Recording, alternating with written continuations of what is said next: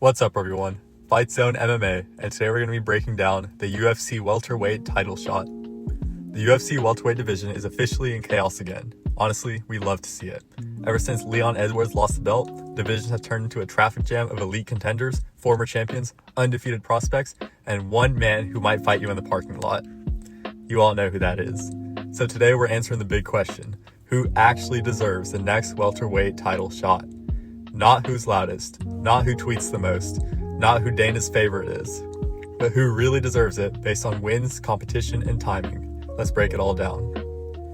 So before we need contenders, we need context. The welterweight belt's been passing hands recently, and whoever's holding it right now has got one of the most stacked divisions in the sport to go through. No easy defenses here. Almost every matchup is a nightmare. So UFC has got options, and that's going to be both a blessing and a headache. So contender number one, Shavkat Rakhmonov. This guy's a scary one. Undefeated, violent, and somehow polite while getting a standing RNC on Jeff Neal. 100% finish rate, almost, aside from Ian Gary. No losses. He can strike, he can wrestle, he can even hit submissions when he wants to. Looks like he doesn't even break a sweat in there. So what's the argument against Shavkat? It's timing. Guy's been out for more than a year now. He's been injured, had surgeries on his knees. Who knows what kind of shape he's in today. If the UFC wants the most dangerous challenger, this might be the guy. But with all the injuries he's had recently, it's hard to tell whether he's still in top shape. My opinion, he needs another contender fight before he can get into the title picture against Islam Makhachev. Contender number two, Kamaru Usman. Now, this is the guy who Islam wants to fight. He's been calling him out on Twitter. He's been saying Usman's the toughest challenge. I don't think that's true.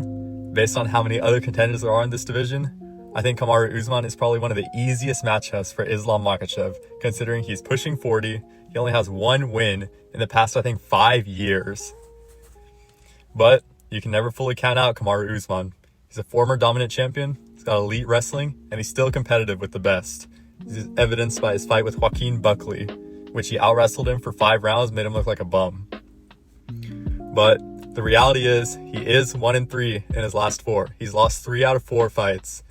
And the fight that people are using to say he deserves a title shot is a loss to Khamzat.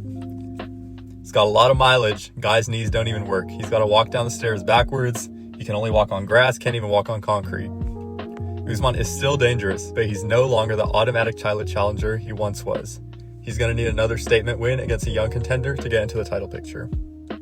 Usman's knees have seen more battles than his regular fight camps. Contender number 3 has got to be Ian Gary. This guy's been on a tear recently in welterweight. He's had wins over most top guys. He got a win over Prates, who's another guy in the conversation. He almost beat Shavkat. He's got dominant wins all around. Only one loss in the UFC to Shavkat. He's got clean kickboxing. In my opinion, he's like the Israel Adesanya of welterweight. He's got that point fighting.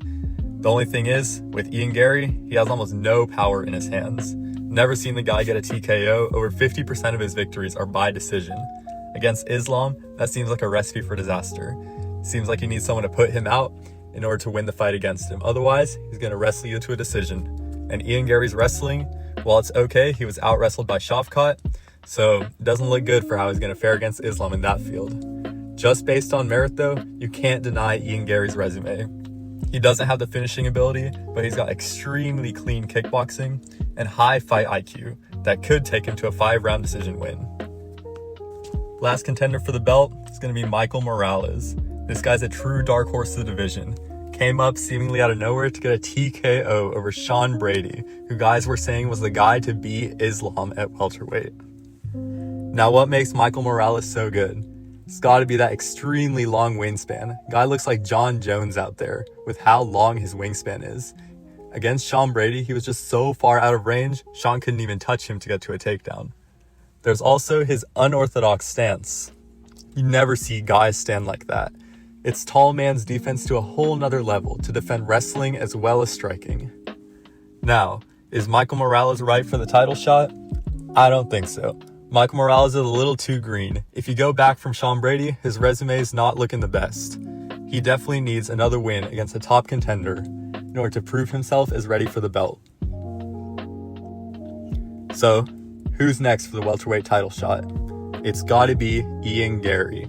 Although he's not the most exciting fighter, and he hasn't produced a finish in a long time, Ian Gary has the highest fight IQ out of every fighter that can challenge for the belt, is a young, fresh contender, and has some real good technical kickboxing that could give Islam trouble over 5 rounds if Islam can't get him to the ground.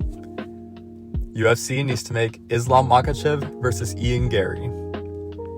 So, let me know in the comments, who do you think deserves the next title shot? Is Shavkat the future? See you in the next one.